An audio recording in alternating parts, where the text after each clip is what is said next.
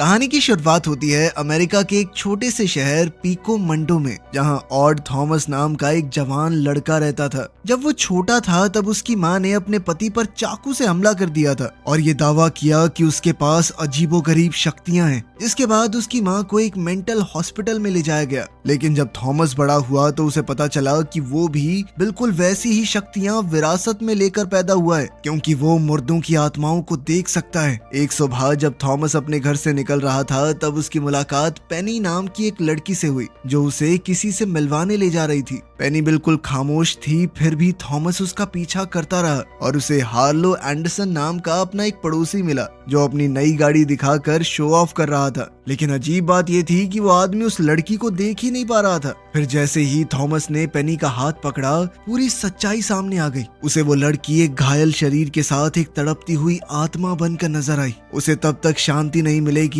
जब तक उसकी मौत के जिम्मेदार को सजा नहीं मिल जाती। तब थॉमस ने हार्लो को सबक सिखाने का फैसला किया और पकड़े जाने पर वो कार से कूदकर भागने लगा। लेकिन थॉमस उसे हरगिज जाने देने वाला नहीं था। पर जल्द ही हार्लो एक घर में घुस गया जहाँ पर पार्टी चल रही थी। लेकिन थॉमस ने उसे पकड़कर सीधा स्विमिंग पूल में धकेल दिया। पानी से बाहर आते ही दोनों के बीच मारपीट शुरू हो गई। लेकिन थॉमस अपनी जबरदस्त फाइटिंग स्किल्स से धीरे धीरे हार्लो पर भारी पड़ने लगा। इसी बीच घर की मालकिन उन्हें निकालने आई और उसका बेटा भी देखने आ गया कि क्या चल रहा है। लड़के को देखते ही हार्लो ने उसे बंदी बनाकर भागने का प्लान बनाया और सीधा लड़के के कमरे की तरफ दौड़ा। लेकिन जैसे ही वो लड़के को पकड़ने वाला था, थॉमस ने उसे पीछे से पकड़ लिया और फिर फूलों के वास से हमला किया। अब दोनों दोबारा एक दूसरे को घूंसे मारने लगे, लेकिन थॉमस ने उसे जमीन पर गिरा दिया और तभी पुलिस भी वहां पहुंच गई। आखिरकार हार्लो को गिरफ्तार कर लिया गया और इतनी तोड़फोड़ के बावजूद भी पुलिस चीफ व्याट ने थॉमस को छोड़ दिया, क्योंकि वो उन गिने चुने लोगों में से था जो थॉमस की शक्तियों के बारे में जानते थे। व्याट ने जाते वक्त थॉमस से कहा कि मैं ज्यादा समय तक सच को छुपा नहीं पाऊंगा।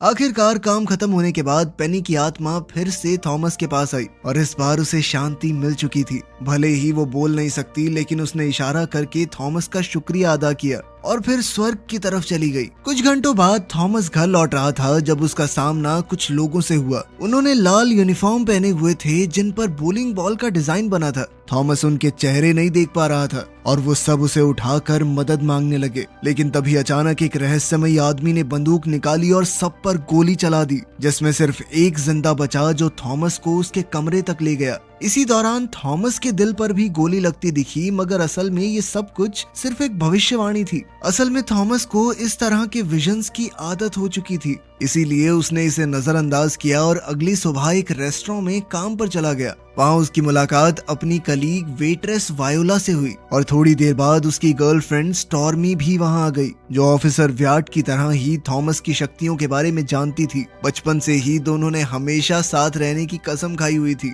उसका दिन एकदम नॉर्मल चल रहा था कि तभी थॉमस ने देखा कि कुछ अजीब से क्रीचर्स अचानक से रेस्टोरेंट में घुस आए। इनका नाम बोडेक्स है और ये आम लोगों को दिखाई नहीं देते, लेकिन ये इंसानों को अपने कब्जे में लेकर डरावने तरीके से मार सकते हैं। इस बार उनका निशाना एक सूट पहना हुआ अजीब सा आदमी था, जिसका नाम है फंगस बॉब। जैसे ही वो रेस्टोरेंट से निकला, वो क्रीचर्स उसका पीछा करने लगे और थॉमस ने फैसला किया कि वो पता लगाएगा बोडेक्स क्या प्लान कर रहे हैं। फिर काम के बाद थॉमस उनके पीछे निकला, लेकिन तभी वायोला ने उसे बुलाया। वो कहने लगी कि मैंने रात को एक बहुत भयानक सपना देखा था, जो बिल्कुल असली लग रहा था। उसने बताया कि मैंने सपने में खुद को और कई सारे लोगों को एक स्नाइपर के हाथों मरते हुए देखा और उन सब ने लाल कलर की यूनिफॉर्म पहनी हुई थी, जिन पर बोलिंग बॉल का डिजाइन था। ये सुनते ही थॉमस को अपना रात वाला विजन याद आया, लेकिन उसने वायोला से कहा कि तुम इस पर ज्यादा ध्यान मत दो।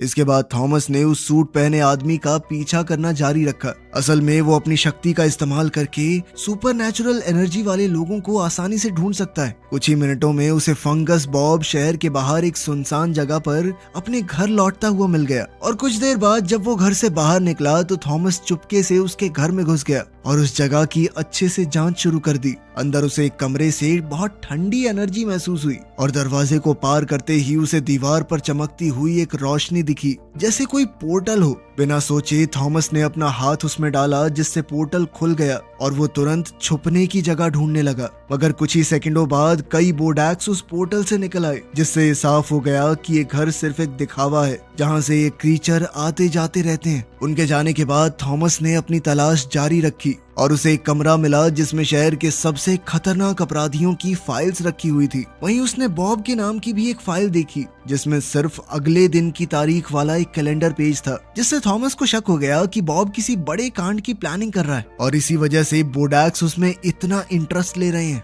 अब थॉमस फाइल्स को एनालाइज कर ही रहा था कि अचानक एक आदमी हथियार लेकर दरवाजे पर नॉक करता हुआ बॉब को बुलाने लगा। तब थॉमस खिड़की से भाग निकला, लेकिन फेंस की दूसरी तरफ दो कुत्तों को भौंकता देख वो चौंक गया। वो तुरंत छत पर चढ़ गया ताकि कोई उसे देख न ले। इधर वो रहस्यमय आदमी कुत्तों पर बंदूक तान कर उन्हें चुप रहने का हुक्म देने लगा। जैसे ही रास्ता साफ हुआ, थॉमस वहाँ से निकलकर सीधा चीफ व्याट के घर पहुंचा और जो कुछ भी उसने पता किया था सब कुछ चीफ को बता दिया। वहाँ उसने चीफ से कहा कि बॉब की इन्वेस्टिगेशन करनी चाहिए, क्योंकि उसे पूरा यकीन था कि वो पीको मुंडो के खिलाफ किसी बड़ी और बुरी साजिश में शामिल है। भले ही उसे पूरी बात पता नहीं थी, लेकिन सभी साइंस यही बता रहे थे कि वो अपने प्लान को 24 घंटे के अंदर अंजाम देने वाला है। क्योंकि थॉमस अपनी भविष्यवाणी में हमेशा सही रहा था, इसलिए वॉट ने उसकी बात मान ली और अपने एक ऑफिसर एजेंट एकल्स को बॉब की जांच के लिए भेजा। थॉमस ने उसका शुक्रिया अदा किया और फिर चर्च की छत पर स्टॉर्मी से मिलने चला गया। जगह खाली होने पर दोनों एक दूसरे से बातें करने लगे, लेकिन तभी बॉब गुस्से में वहां आ गया और थॉमस की तरफ तेजी से बढ़ने लगा। स्टॉर्मी ने पूछा कि क्या हो रहा है ये सब, लेकिन थॉमस ने उसे भागने को कहा क्योंकि बॉब के ऊपर बोडैक्स ने कब्जा कर लिया था। किस्मत से दोनों पीछे के दरवाजे से भाग निकले, जबकि बॉब सब कुछ तोड़ता हुआ बाहर निकलने की कोशिश करता रहा।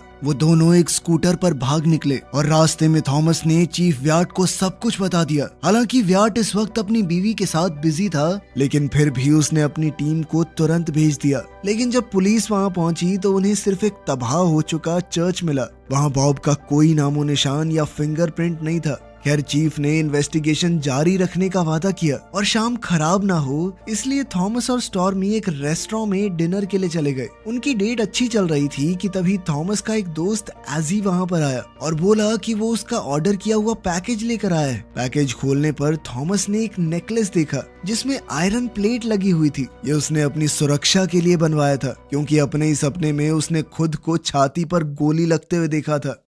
पैकेज लेने के बाद वो दोनों घर लौटने लगे, पर तभी थॉमस को फिर से अजीब सा महसूस हुआ और वो एक बोलिंग एली की तरफ खींचा चला गया। इससे स्टॉर्मी घबरा गई, क्योंकि ये तो एक साइन था कि थॉमस की विजन सच होने वाली है। इस पर थॉमस ने कहा कि यहाँ के एम्प्लॉय ग्रीन यूनिफॉर्म पहनते हैं, रेड नहीं, इसलिए कुछ नहीं होगा, चिंता मत करो। लेकिन जब दोनों अंदर गए तो यूनिफॉर्म लाल निकले। इस बात से घबराकर थॉमस ने तुरंत व्याट को फोन किया, जिसने अपने एजेंट वार्नर को वहां भेज दिया। कुछ ही देर में वार्नर वहां आ गया, लेकिन उसे ना तो थॉमस पसंद था और ना ही उसे इस बात पर यकीन था कि इसके अंदर किसी तरह की ताकत है। वो थॉमस से सवाल करने लगा तो स्टॉर्मी ने अपनी खूबसूरती का जाल बिखेरते हुए उसके टैटूज की तारीफ कर दी। अब वार्नर ने बहुत खुश होकर अपने टैटूज दिखाने शुरू कर दिए, लेकिन फिर उसकी बात को बीच में काटते हुए स्टॉर्मी जल्दी से बहाना बनाकर थॉमस को अपने साथ ले गई और दोनों घर चले गए। लेकिन थॉमस अभी भी बॉब के असली प्लान के बारे में कोई ठोस सबूत नहीं ढूंढ पाया था। फिर थॉमस को वायोला का बोलिंग एली वाला सपना याद आया और उसने और ज्यादा जानकारी के लिए उसके घर जाने का फैसला किया।